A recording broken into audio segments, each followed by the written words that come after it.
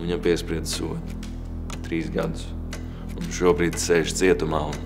Un tad es uzdodu sev jautājumu, vai toreiz, kad es biju tik drosmīgs un viņu apcēlu, vai tādēļ viņš nav izdarījis kaut kādas izvēles savā dzīvē, ka tādēļ viņš tagad sēž šos 3 gadus cietumā.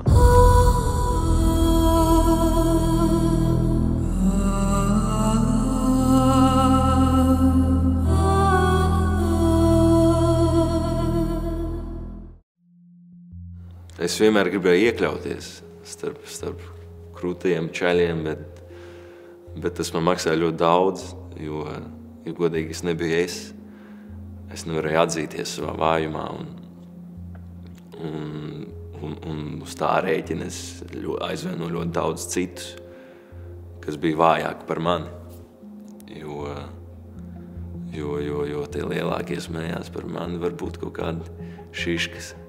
Un tad man bija, bet baigi vājais čalīts es nebiju. Es biju, normāls, mēs bijām 3 brāļi Jelgavā. Tā bija tāda leģenda par brāļiem Košiniem, un visi zināja Košinus, un arī savu veidu uzmanības biju dabūjis, nezinu, kad mācījos 2. klasē.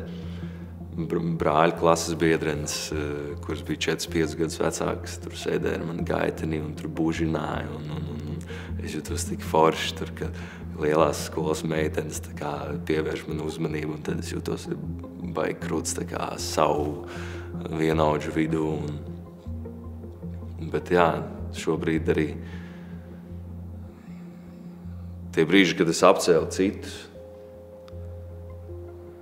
jā, es kaut kā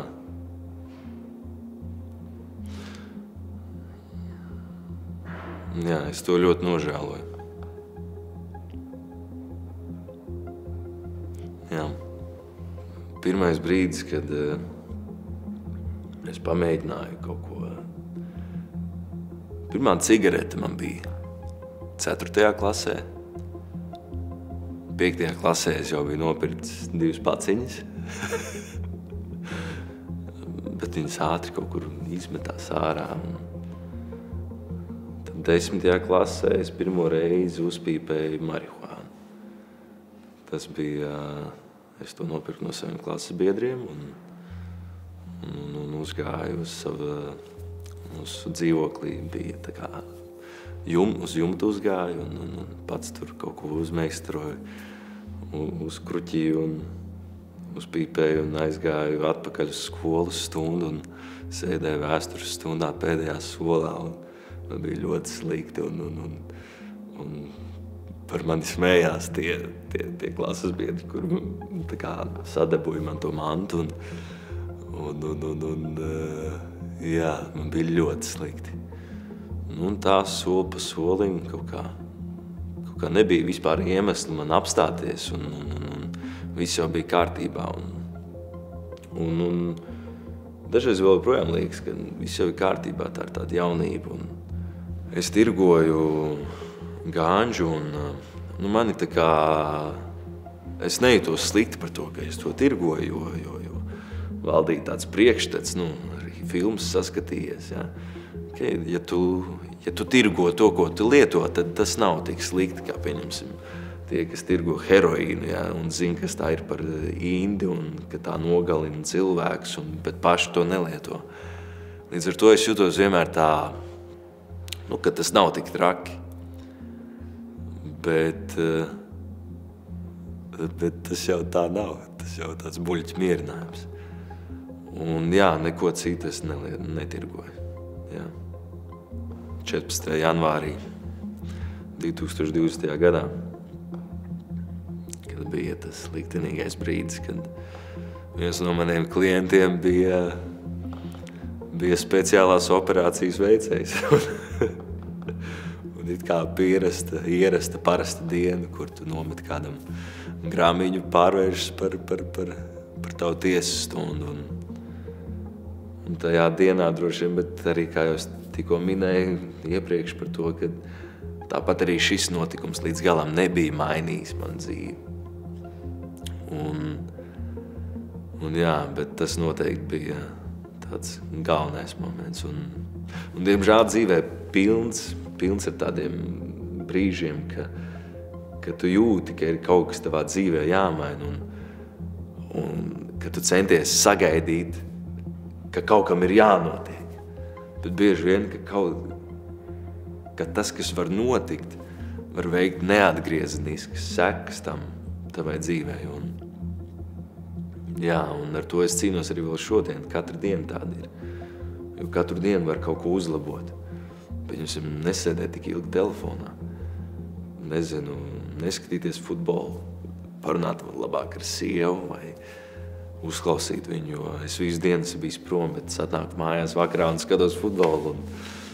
Un viņa visu dienu arī bijusi šķirt, un viņa grib beidzot ar kādu parunāt, bet es izvēlos paskatīties futbolu. Jā, līdz ar to gribas saulēcīgi dzirdēt, ka tavā dzīvē kaut kas nav labi un ka ir vērts kaut ko pamainīt, jo agrāk, jo labāk. Man paveicās, mani ļoti pasargāja. Man pasargāja Dievs, jo es zinu pazīstamus draugus. Pat nesen man bija izrāda konklaus tieši par marihuānas tirgošanu un lietošanu. Man bija izrāda, uz kuru pusgadu atpakaļ bija atnākusi viena mamma ar savu dēlu. Un es ar to dēlu kopā trenējāmies futbolā un par viņu smējās. Tad, kad trenējās futbolā. Un smējos arī es, tad, kad es trenējos. Un te bija viņš. Un viņš gaidīja savu tiesu, jo viņš arī iekulās tirgošanas, laikam, tirgošanā un lietošanā. Un viņš gaidīja savu tiesu. Un tagad nesen atkal šī māma atnāca uz izrādi.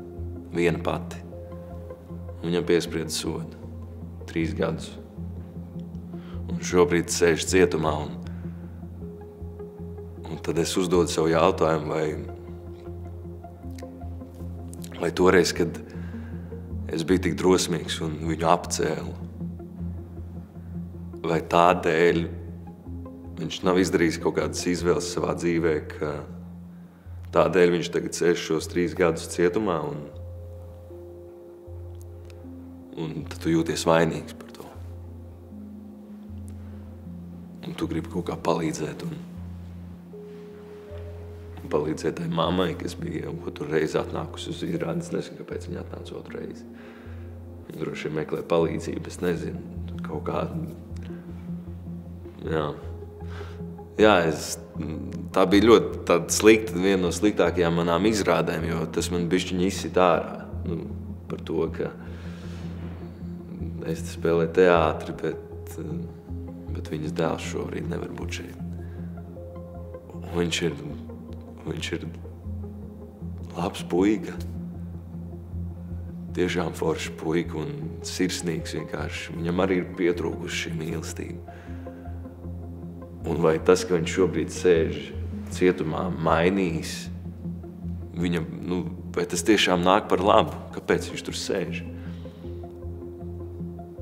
Jā.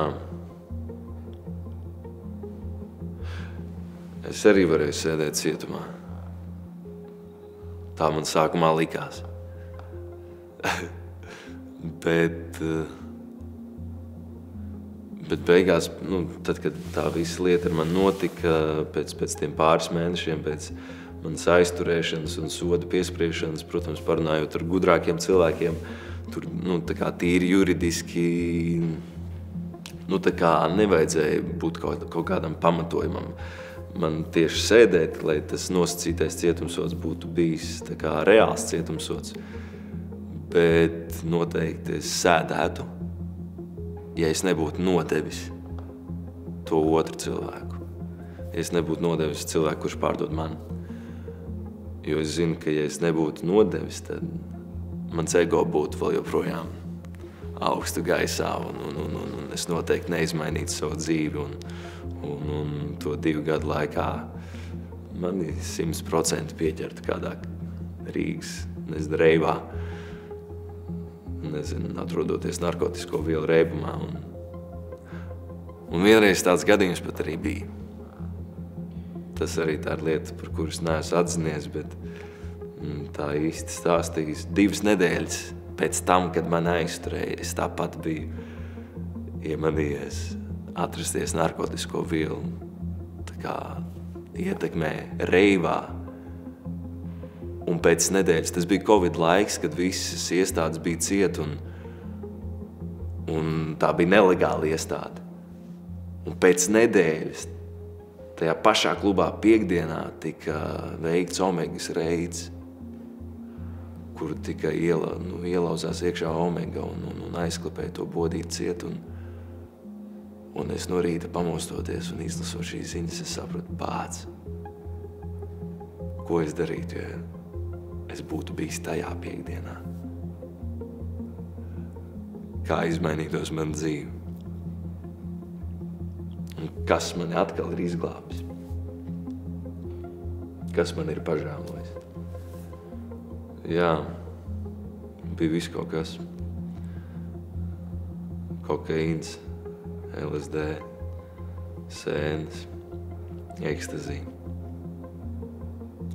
Un, diemžēl, tas šodien ir normāli. Šodien tiek darīts viss, lai tā kā to dzīvesveidu, kas ir narkotiskās vielas, tas tiek kultivēts dziesmās, seriālos, šovos un arī Latvijā. Un jā, protams, es tagad šobrīd saskaršos ar to, ka citi cilvēki varbūt tagad domās un klausīsies to, ko es saku un teiks. Un tu pats biji stulbs un pats vainīgs, ka tu iekūlies tur, kur tu iekūlies. Un ir cilvēki, kas to var normāli savienot, vai ne? Uz dzīvi.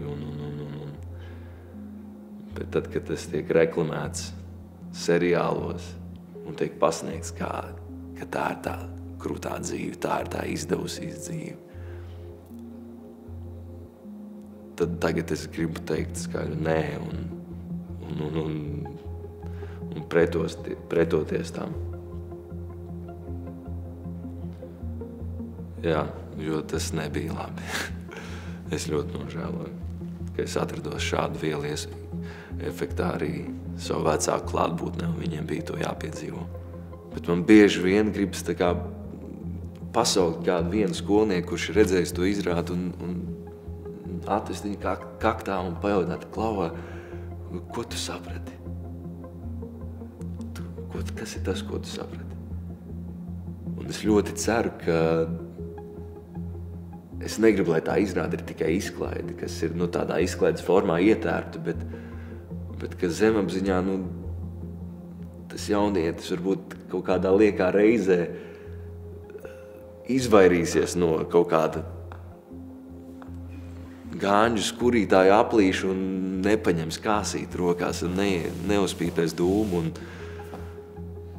Un es ceru, ka tā izrāda tiešām kalpo cilvēkiem. Es nožēloju to, ka man rakstura dēļ es esmu līdz ciest citiem.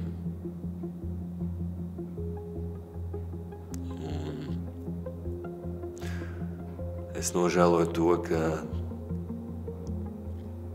tā vēl joprojām ir. Un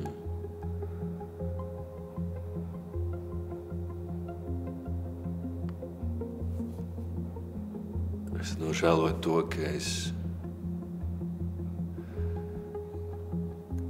esmu izvēlējies vairāk izklaidi nekā palīdzēt.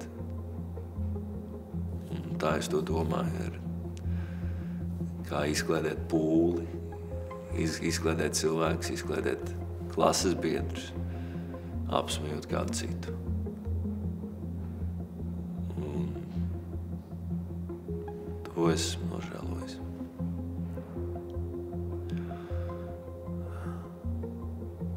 Jo ir daudzas lietas patiesībā,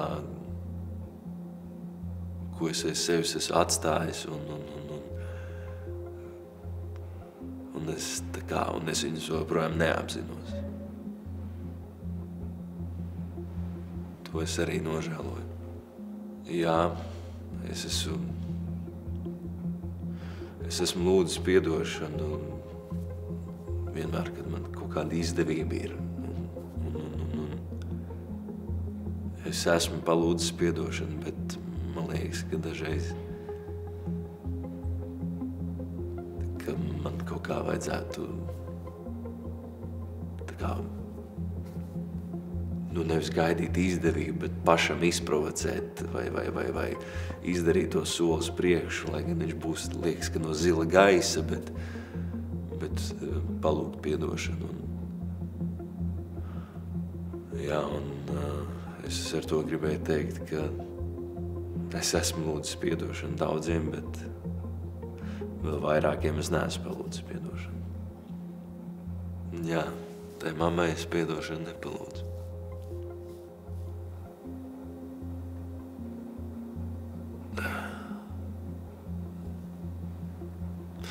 Es varu tagad palūgt piedošanu.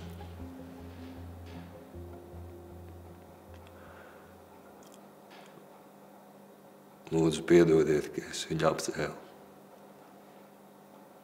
ka es par viņu smējos, par viņa neveiklību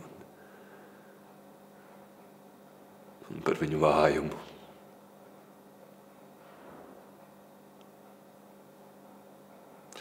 Un es lūdzu piedošanu arī visu citu vārdā, kas to darīja.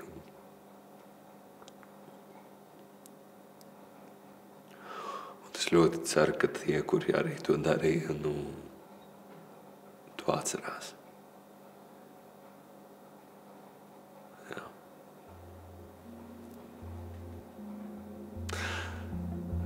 Es sapņoju par to, ka es modīšos no rītiem un es būšu priecīgs. Es sapņoju par to, lai es pamostos un es varētu iepriecināt savu sievu. Es sapņoju par to, lai mani bērni, mana ģimene, jo es gribu lielu ģimeni. Es sapņoju par to, lai mūsu mājās ir pilnīga mīlestība. Es sapņoju par to, lai viņi jūtas mājās kā mājās. Es sapņoju par to, ka viņi glābjas pie manis un manas sievas. Es sapņoju par to, lai es būtu Jāzepa draugs. Manu dēlu sauc Jāzeps un lai es būtu viņa labākais draugs. Es sapņoju par to, lai es būtu viņa draugs, man nevajadzētu ar viņu kopā dzert vai kopā pīpēt.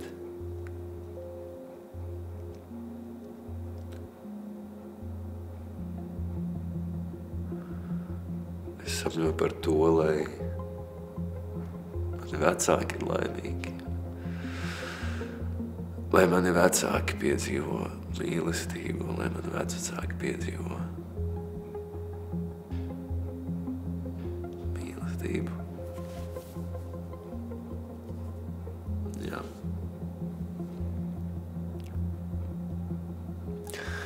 Es noteikti esmu laimīgs cilvēks. Man liekas, par to, ka esmu laimīgs, liecina tas, ka es varu raudāt, ka es varu paraudāt un tajā brīdī piedzīvot kaut ko ļoti attīrošu. Un es esmu laimīgs par to, ka es zinu, ka es to varu piedzīvot atkal un atkal.